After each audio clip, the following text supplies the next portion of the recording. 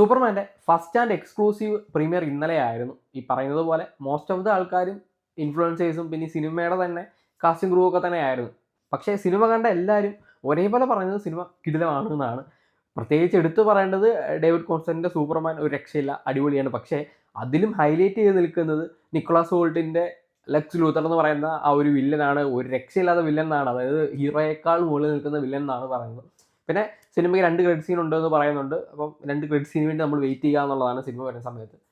ഈ ഫ്രൈഡേ ആണ് സിനിമ റിലീസാകുന്നത്. എന്തായാലും ഒരു നല്ല തുടക്കമാണ് പുതിയ DC യൂണിവേഴ്സിന് എന്ന് എല്ലാവരും പറയുന്നുണ്ട്. ജെയിംസ് ഗണ്ണിൻ്റെ ഒരു എന്താണ് എഫേർട്ടിനൊക്കെ ഈ ഒരു സിനിമ ഭയങ്കര ഒരു പോസിറ്റീവ് റെസ്പോൺസ് ആണ് എല്ലാവരും പറയുന്നത്. ഈ പറയുന്നത് പോലെ ഇൻഫ്ലുവൻസേഴ്സാണ് എല്ലാവരും.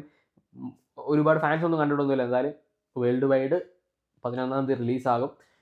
എല്ലാവരും അന്ന് തന്നെ പോയി കാണുക എന്നാണ് എനിക്ക് പറയാനുള്ളത്. കാരണം സ്പോയിലറുകളൊക്കെ ഒരുപാട് കാണും. അത് ഈ ക്യാമിയൊക്കെ ഇതിനകത്ത് കുറേ ഉണ്ട് പറയാത്ത. അതൊക്കെ വരുന്നതിന് മുമ്പ് കണ്ടു കഴിഞ്ഞാൽ നിങ്ങൾക്ക് ആ ഒരു സർപ്രൈസ് പോകാതെ കാണാൻ പറ്റും.